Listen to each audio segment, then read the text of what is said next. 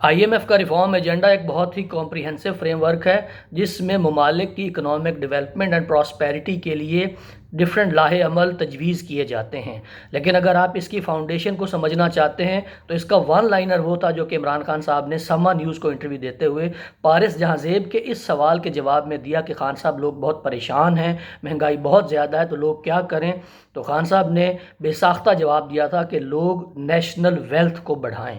سننے میں یہ بڑا بے ضرر سا فکرہ لگتا ہے لیکن اس کی جو امپلیکیشن ہے وہ بہت گہری ہے. نیو لبرل اکنامک آرڈر میں، واشنگٹن کنسنسس میں اور ویسٹ کے اندر ڈیولپ ہونے والے اکنامک ماڈل کی جو بنیاد ہے وہ یہ ہے کہ جو نیشن ہوتی ہے، جو کوئی اسٹیٹ ہوتی ہے، اس کے اندر ریسورسز اور ایکسپینس کے درمیان ایکویلٹی ہونی چاہیے. جس ریاست کے جتنے زیادہ ریونیو کے سورسز ہیں اس کے ایکسپینسز بھی اتنے ہی ہونے چاہیے. اور اگر کسی ریاست کے کسی وجہ سے ایکسپینسز زیادہ ہو گئے ہیں تو اس کا مطلب یہ نہیں ہے کہ ریاست قرضہ لے یا ریاست اپنے ریسورسز ان خرچوں کو پورا کرنے میں جھونک دے، بلکہ ریاست اپنی جو نیشنل ویلتھ ہے، جو قومی دولت ہے، اس کے اندر انکریز پیدا کرنے کی کوشش کرے.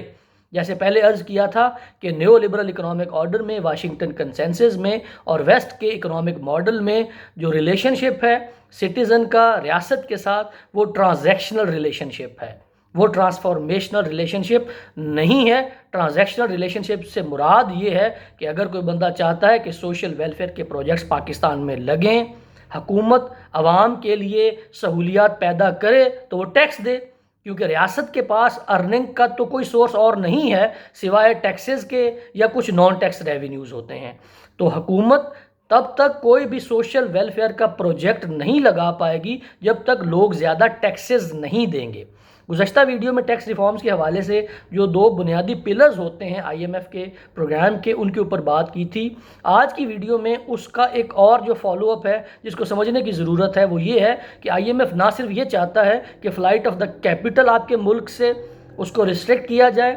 ہاریزونٹل ایکویلٹی لانے کی کوشش کی جائے، بلکہ اگر ریاست نے ٹیکس کے لیے کچھ لوگوں کو کوئی چھوٹ دے رکھی ہے، کچھ ایگزیمپشنز دے رکھی ہیں تو ان کو ختم کر دیا جائے. پاکستان کے حالات میں اگر ہم بات کریں اور دیکھیں تو پاکستان میں تقریباً ہمارے جی ڈی پی کا 5% کا جو سائز بنتا ہے، equal to 5% of G D P ہماری ٹوٹل ایگزیمپشنز ہیں جو کہ ہم نے سیلز ٹیکس اور انکم ٹیکس کے لیے دے رکھی ہیں. ریاست بنیادی طور پہ سیلز ٹیکس کی اور انکم ٹیکس کی ایگزیمپشنز کیوں دیتی ہے؟ اس کے ملٹیپل ریزنز ہوتے ہیں. ایک وجہ تو یہ ہو سکتی ہے کہ کچھ ایسی انڈسٹری ہے جس کو ریاست پروٹیکٹ کرنا چاہتی ہے اور چاہتی ہے کہ یہ with the passage of time grow کرتی رہے، اور اس کے اوپر جو اپلیکیبل انکم ٹیکس ہے یا سیلز ٹیکس ہے اس کو ٹیمپریری ود ہولڈ کر لیا جاتا ہے، ود ہیلڈ کر لیا جاتا ہے یا امپوز نہیں کیا جاتا.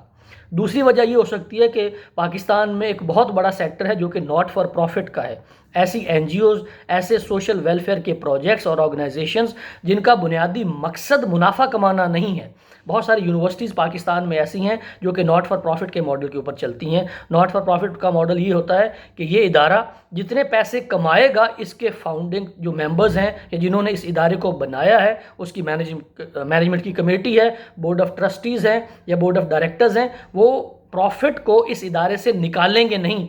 بلکہ واپس اسی ادارے کے اندر انویسٹ کر دیا جائے گا اور اس ادارے کو ایکسپینڈ کر کے اس کی سہولیات میں اضافہ کیا جائے گا. تو ناٹ فار پروفٹ کے لیے بھی پاکستان کا جو انکم ٹیکس لا ہے اس میں یہ پروویژن موجود ہے کہ ناٹ فار پروفٹ آرگنائزیشنز کو آپ ناٹ فار پروفٹ کے سٹیٹس کے ساتھ انکم ٹیکس سے ایگزیمپٹ قرار دے سکتے ہیں. اب ہوا یہ ہے کہ جب سے پاکستان آئی ایم ایف کے پروگرام میں گیا ہے، جس ادارے میں میں کام کرتا ہوں، ہمارا جو ایگزیمپشن کا سرٹیفکیٹ تھا انکم ٹیکس سے وہ دسمبر 2020 کے بعد رینیول کے لیے گیا تھا، جس کو اب سال ہو چکا ہے، اور ابھی ایف بی آر نے اس کا جو رینیوڈ سٹیٹس ہے وہ شیئر نہیں کیا. اور زیادہ المیے کی بات یہ ہے کہ مارچ 2021 میں ہمارے صدر عارف علوی نے ایک آرڈیننس پاس کیا تھا جس میں تقریباً 52 کے قریب ایسے ناٹ فار پروفٹ آرگنائزیشنز جو کہ پاکستان کے بہت ہی پریسٹیجیس ادارے ہیں، ان کے لیے ایک آرڈیننس میں یہ مینشن کیا گیا تھا کہ یہ تمام ادارے ناٹ فار پروفٹ کا سٹیٹس رکھتے ہیں اور ان کو ایگزیمپٹ سمجھا جائے.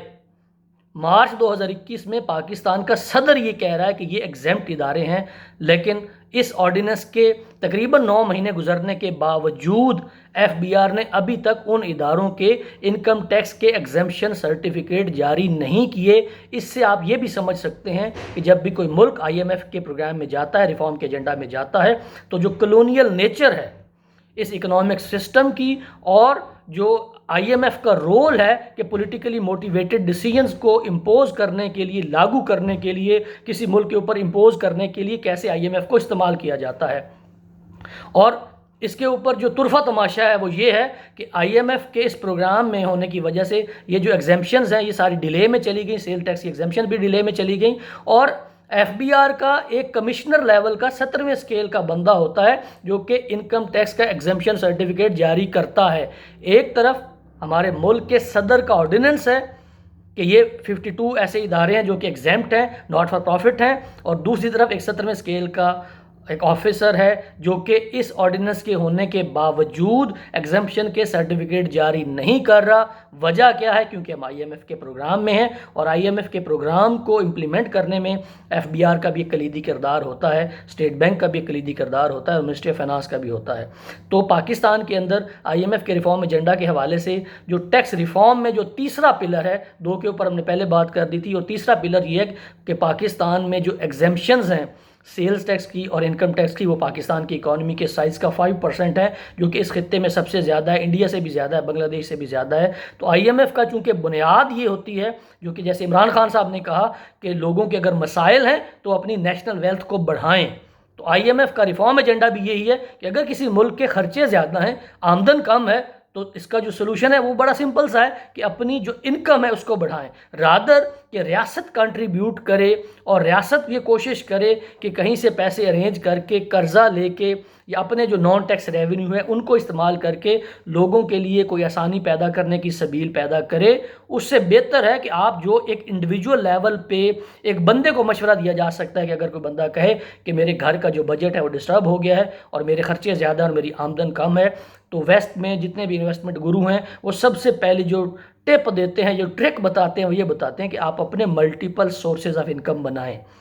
دیکھیں کتنی سملیرٹی نظر آ رہی ہے کہ انڈیویجول کے معاملات کو بھی ویسٹ کا اکنامک ماڈل اسی طرح دیکھتا ہے جس طرح کسی بھی ریاست کے اکنامک ماڈل کو دیکھتا ہے، اکنامک مسائل کو دیکھتا ہے۔ حالانکہ یہ ایک بنیادی فریم ورک ہے کہ جب بھی آپ نے اکنامک ایشوز دیکھنے ہیں کسی انڈیویجول کے، تو اس کو آپ نے کمپیئر نہیں کرنا کسی بھی ریاست کے اکنامک مسائل کے ساتھ۔ لیکن یہاں پہ لگتا یہ ہے کہ ویسٹ کا economic model, neo liberal economic order اور واشنگٹن کنسنسس میں جو معاشی مسائل کا حل ایک انڈیویجول کے لیے، ریاست کے لیے بھی وہی پرپوز کیا جاتا ہے کہ ریاست اپنا نیشنل ویلتھ بڑھائے۔ بنیاد اس کی بہت سمپل سی ہے کہ آئی ایم ایف یہ سمجھتا ہے اور رائٹلی سمجھتا ہے کہ اگر کسی ملک کے اندر معاشی مسائل ہیں اور اکنامک آرڈر صحیح نہیں ہے، تو اس کو اکنامک لے آؤٹ کو صحیح کرنے کا طریقہ یہ ہے کہ سائز آف دا پائی کو بڑھایا جائے۔ جب سائز آف دا پائی بڑھے گا تو ریاست کے پاس بھی زیادہ پیسہ ہوگا، سوشل ویلفیئر کے پروجیکٹس بھی زیادہ ہوں گے۔ یہ اپروچ درست ہے، لیکن اس درست اپروچ کو امپلیمنٹ بھی درست طریقے سے کرنا چاہیے۔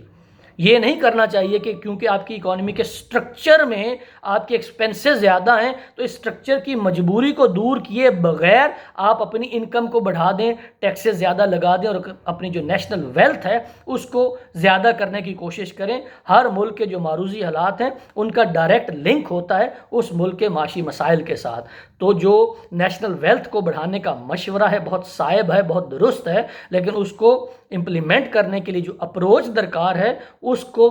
ضرور یہ کنسیڈر کرنا چاہیے کہ پاکستان کے معروضی معاملات کیا ہیں، معروضی مسائل کیا ہیں، اور کیا پاکستان کے اندر نیشنل ویلتھ بڑھانے کا جو پالیسی پرسکرپشن ہے آئی ایم ایف کا کہ آپ ٹیکسز بڑھا دیں، فلائٹ آف کیپٹل کو ڈسکریج کر دیں، اور جو ایگزیمپشنز ہیں ان کو ختم کر دیں، تو اس کا ایڈورس امپیکٹ کتنا ہماری اکانومی کے اوپر پڑے گا، جو کہ شاید میئر کرنے کی ضرورت ہے بیفور کہ ہم آئی ایم ایف کے ریفارم ایجنڈا میں ٹیکس ریفارم کو امپلیمنٹ کر دیں۔ IMF کے ریفارم ایجنڈا کو سمجھنے کے لیے سیریز آف ویڈیوز میں ہم اب تک صرف 3 پہلے پوائنٹس کے اوپر بات کر پائے ہیں، فسکل ڈسپلن کی، گورنمنٹ کی اسپینڈنگ اور پرائورٹیز اور سبسڈیز کی، اور ٹیکس ریفارمز کے حوالے سے۔ تو اس سلسلے کو آگے بڑھائیں گے، اور IMF کا جو ریفارم ایجنڈا ہے، جس کی بنیاد پہلے بھی کئی دفعہ عرض کی ہے کہ نیو لبرل اکنامک آرڈر کے اوپر ہے اور واشنگٹن کنسنسس کے اوپر ہے، تو ان تمام پوائنٹس کو 10 پالیسی جو پرسکرپشنز ہیں یا جو گائیڈ لائنز ہیں ان کو باری باری ڈسکس کریں گے اپنی آئندہ ویڈیوز میں۔ تو اگر آپ کا کوئی سوال ہو، کوئی فیڈ بیک ہو یا اعتراض ہو، یا آپ کو لگے کوئی ایسی بات ہے جو میں نے خلاف واقعہ کی ہے، تو ضرور آگاہ کیجیے گا۔ Thank you so much.